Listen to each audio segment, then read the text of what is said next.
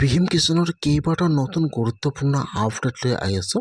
সেইটো আপডেট হ'ল নিশ্চয় আপোনালোকে সকলোৱে জানে যে আপোনালোকে এই মাহৰ 20 তাৰিখে পিএম কিষাণৰ ধন লাভ কৰিব। এতিয়া যিসকলে পিএম কিষাণৰ ধন লাভ কৰি আছে 22 নম্বৰ কিস্তি ধন লাভ কৰিছে, এতিয়া কিন্তু সেইসকলে 20 তাৰিখে 23 নম্বৰ কিস্তি ধনটো লাভ কৰিব।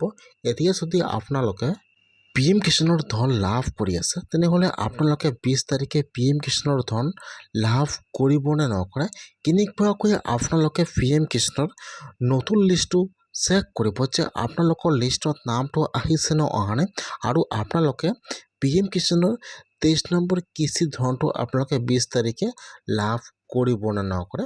মই আজি এইটো ভিডিঅ'ত আপোনালোকক সম্পূৰ্ণ প্ৰচেছ ষ্টেপ বাই ষ্টেপ দেখুৱাই দি আছোঁ, চাই লওক। এতিয়া আপোনালোকে ফাৰ্ষ্ট পিএম কিষাণৰ অফিচিয়েল ৱেবছাইটত আহি যাব। মই কিন্তু আপোনাৰ সুবিধাৰ কাৰণে ৱেবছাইটৰ লিংকটো মোৰ ডিছক্ৰিপশ্যনত দি দিছোঁ। আপোনালোকে ডাইৰেক্ট ক্লিক কৰি ফাৰ্ষ্ট এইটো ৱেবছাইটত আহি যাব। অলপমান তলত আহি আপোনালোকে ইয়াত চাব দি আছে বেনিফিচিয়াৰী লিষ্ট। এতিয়া আপোনালোকে সেইটো অপশ্যনৰ ওপৰত ক্লিক কৰিব। এতিয়া ইয়াত চাব, ইয়াত আহি যাব বেনিফিচিয়াৰী লিষ্ট। ফাৰ্ষ্ট ইয়াত আহি যাব ষ্টেট নাম। ফাৰ্ষ্ট আপোনালোকে ইয়াত ষ্টেট নাম আছাম চিলেক্ট কৰি লৈ ল'ব। তাৰপিছত ইয়াত আপোনাৰ ডিষ্ট্ৰিক্টৰ নামটো চিলেক্ট কৰি লৈ ল'ব।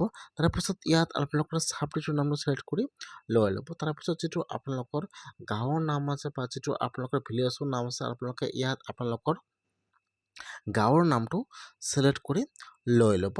চিলেক্ট কৰি এতিয়া আপোনালোকে ইয়াত চাব দি আছে গেট ৰিপৰ্ট। এতিয়া আপোনালোকে গেট ৰিপৰ্টৰ ওপৰত ক্লিক কৰিব লাগিব। এতিয়া যিটো আপোনালোকৰ ফুল এড্ৰেছটো আছে, আপোনালোকে ফাৰ্ষ্ট ইয়াত আপোনালোকৰ ফুল এড্ৰেছটো চিলেক্ট কৰি লৈ ল'ব। তাৰপিছত ইয়াত কিন্তু লিষ্টটো অ'পেন হৈ যাব এনেকুৱাকৈ। এতিয়া আপোনালোকে লিষ্টটো অ'পেন কৰি চেক কৰিব লাগিব যে আপোনালোকৰ লিষ্টত নামটো আহিছে নে অহা নাই। যদি আপোনালোকৰ পিএম কিষাণৰ সেইটো লিষ্টত নাম থাকে তেনেহ'লে কিন্তু আপোনালোকে এটা বস্তু চেক কৰিব লাগিব যে আপোনালোকৰ EKYC ভেৰিফাই আছে নে নাই। যদি আপোনালোকৰ EKYC ভেৰিফাই থাকে তেনেহ'লে কিন্তু আপোনালোকে পিএম কিষাণৰ পইচা লাভ কৰিব এই মাহৰ 20 তাৰিখে 23 নম্বৰ কিস্তি ধন।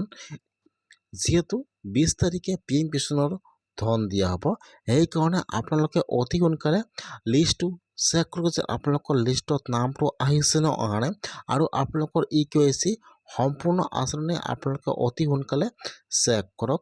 নহ'লে কিন্তু আপোনালোকে পিএম কিষাণৰ পইচা লাভ নকৰিব EKYC ভেৰিফাই নাথাকিলে। সেইকাৰণে আপোনালোকে অতি সোনকালে পিএম কিষাণৰ লিষ্টটো আৰু আপোনালোকে EKYC অতি শীঘ্ৰেই চেক কৰক। আপোনালোকে অহাকালি পিএম কিষাণৰ ধন লাভ কৰিব 23 নম্বৰ কিস্তি ধন 2000 টকা।